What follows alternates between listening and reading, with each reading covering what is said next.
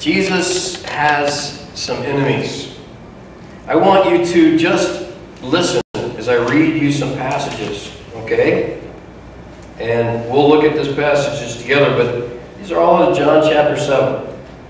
After this, Jesus went around in Galilee, purposely staying away from Judea, because the Jews there were waiting to take his life.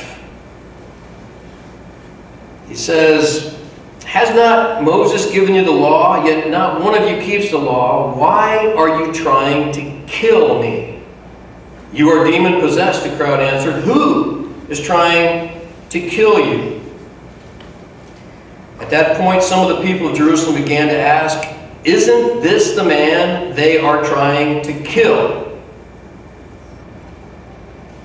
At this, they tried to seize him, but no one laid a hand on him, because his time had not yet come. Some wanted to seize him, but no one laid a hand on him. Last week we talked about family support, or the lack thereof that Jesus had. This week we're going to talk about some deadly enemies. Deadly enemies. Now, John writes to his audience in a way that no other gospel writer has written, and says they wanted to kill him. They were planning to kill him. People knew, isn't this the man they are trying to kill? Why? Why did John's audience need to hear that? Why do we need to hear that? We want to think about Jesus' life as a nice little, he sat with the children. Oh, he fed 5,000 people. He walked on the water, calmed the storm, raised the dead, healed the sick, gave sight back to the blind, gave the ability to walk back to the lame. People wanted to kill him. He stayed away from Jerusalem at the beginning of the feast because people were planning to kill him. We don't like to think about that, do we? All right.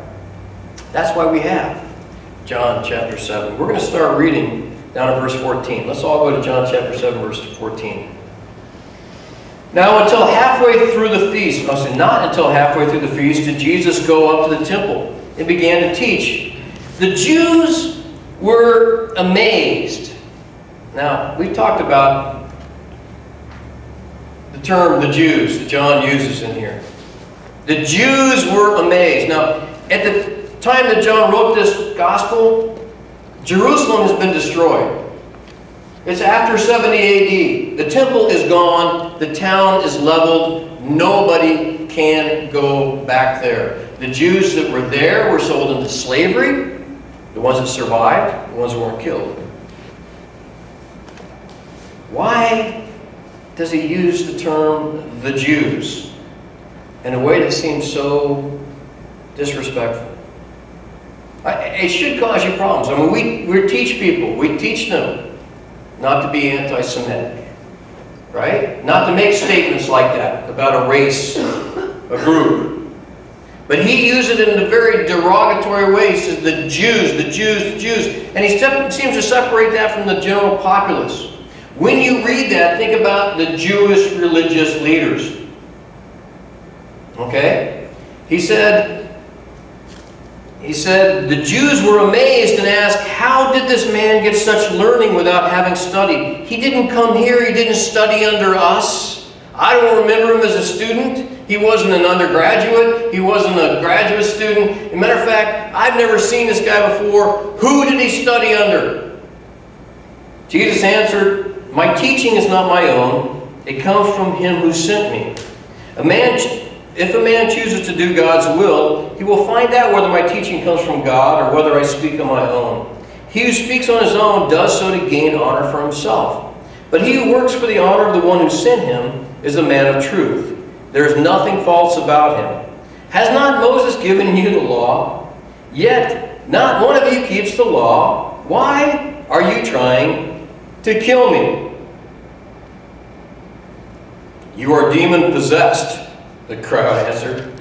"Who is trying to kill you?" "You're crazy. You're crazy." Jesus said to them, "I did one miracle, and you are all astonished." Now, do you remember back when he picked this fight a couple chapters ago? When he went on the Sabbath day down to the pool of Siloam, and he healed the guy that couldn't get in the water, the guy that didn't even really appear to be healed? Jesus picked this fight, and he did it purposely on the Sabbath. He said, "I did one miracle, and you were all astonished. Yet because Moses gave you circumcision, though actually it did not come from Moses, but from the patriarchs, you circumcise a child on the Sabbath. Now, if a child can be circumcised on the Sabbath, so that the law of Moses may not be broken, why are you so angry with me for healing the whole man on the Sabbath? Stop judging by mere appearance and make a right judgment." He says, you guys work on the Sabbath. You circumcise little baby boys on the Sabbath. I healed the man on the Sabbath.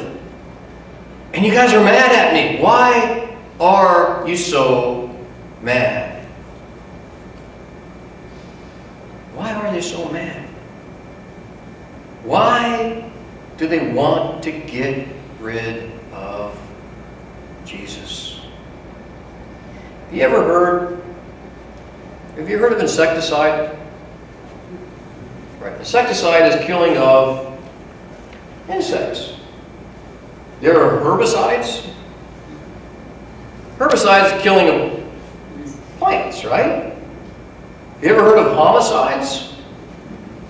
Right, we have police departments, homicides. That's killing somebody of your own nature, killing another human being. You ever heard of patricide? Patricide is the killing of a father. Or matricide, killing of a mother. You ever heard of theocide?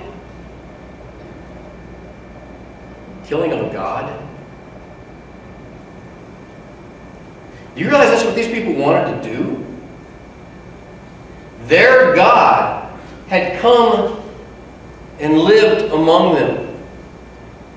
And when they saw him, they didn't like what they saw. So their answer was,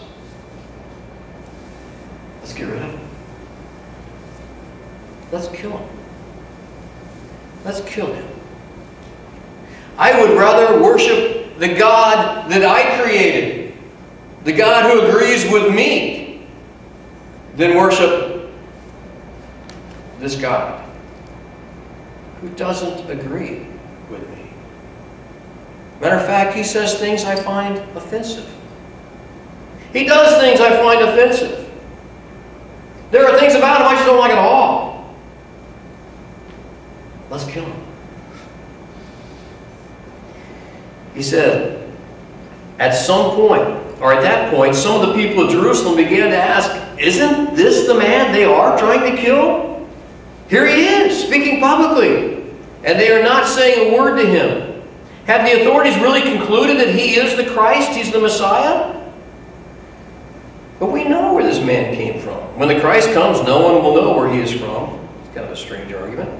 Then Jesus, still in the temple court, cried out, yes, you know me. You know where I am from. I am not here on my own, but he who sent me is true. You do not know me. You do not know him. But I know him because I am from him, and he sent me. At this they tried to seize him, but no one laid a hand on him because his time had not yet come. Still many of the crowd put their faith in him, and they said, when the Christ, when the Messiah comes, will he do more miraculous signs? It's hard not to have an opinion of Jesus. We've seen several of them in this book. Some say he's a good man. Others say no, he deceives the crowds. Some say he's the Messiah, because look at the miracles he's doing. They say no, he can't be the Messiah. He did it on a Saturday, on a Sabbath. How many people are actually neutral about Jesus?